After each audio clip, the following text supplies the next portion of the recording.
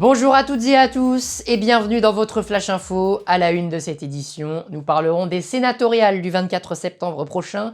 Vous entendrez Stéphane Piednoir, sénateur de Maine-et-Loire. Et puis, en cette journée européenne du patrimoine, nous irons découvrir le marché emblématique de Fortville à Cannes. Rendez-vous dans quelques secondes. Juste avant, on jette un œil aux prévisions météo pour demain matin lundi. Vous le voyez, un temps électrique dans l'est du pays, gare aux orages.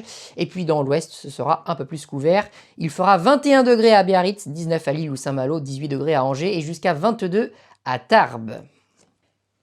Une histoire locale et enracinée. Depuis 1884, le marché Fortville de Cannes occupe les traditionnelles halles de la ville. Sur place, des inconditionnels, des commerçants ou artisans passionnés et des badauds, on peut le dire, sous le charme. On y trouve un petit peu de tout là-bas. Il y a quelques jours, à l'occasion d'une excursion en Côte d'Azur, j'ai pu me rendre sur place. Regardez. Venir au marché Fortville, c'est d'abord côtoyer une multitude de saveurs et produits locaux. Toute l'année, Cannois, touristes françaises ou étrangers déambulent au cœur de ces emblématiques halles. La bonne humeur des gens, les odeurs, ça rappelle vraiment là où on vit, le sud, donc voilà, la joie de vivre.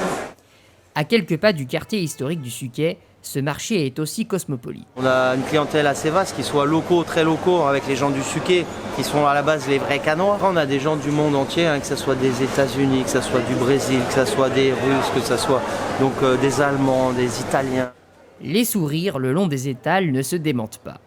Passion du travail bien fait et proximité au fil des saisons, avec un public toujours au rendez-vous. Ça fait combien de temps que vous êtes sur ce marché ? Moi, sur celui-là, ça fait 13 ans maintenant.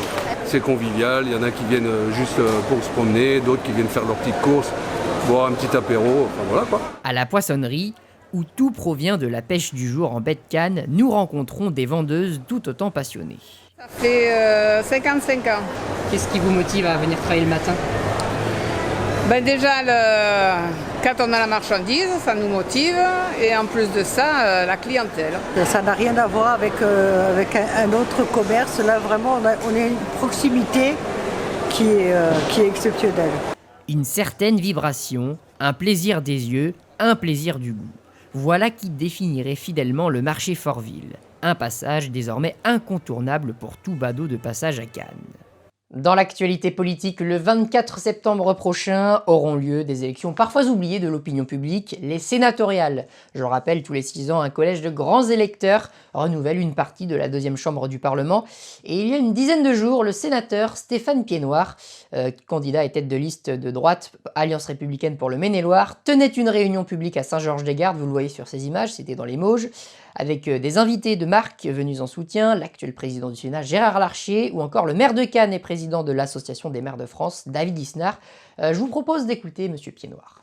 On doit, dans le contexte politique actuel, montrer l'exemple en quelque sorte et montrer qu'on est capable de se rassembler avec des convergences très fortes entre la droite et le centre qui constituent la majorité sénatoriale autour des deux groupes majoritaires au Sénat.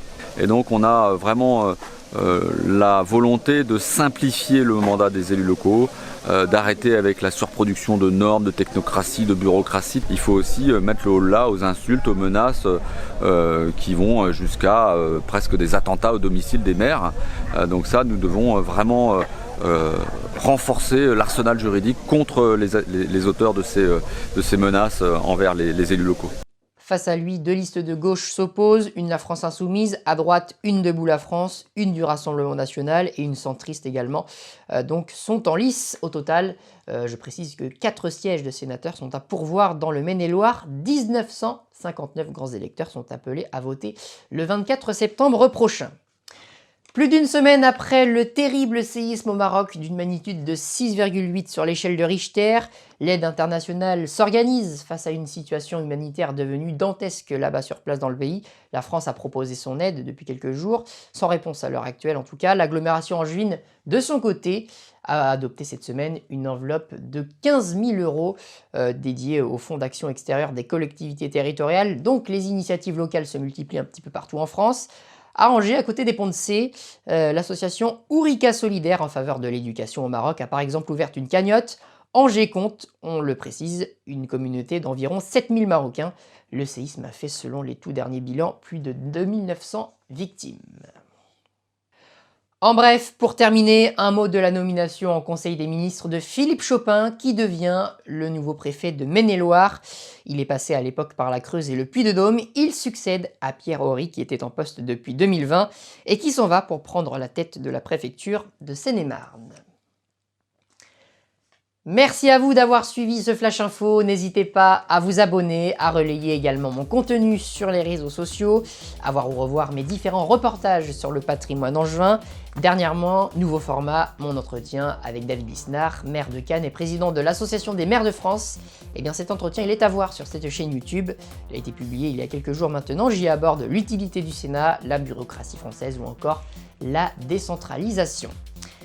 Nous, on va se quitter donc en images. Allez, avec les images du marché Fort-Ville de Cannes où on était tout à l'heure. Et oui, ça ne s'invente pas, il n'y a pas de hasard. Je vous souhaite une très bonne semaine et je vous dis à bientôt. C'était Tommy avec vous, au revoir.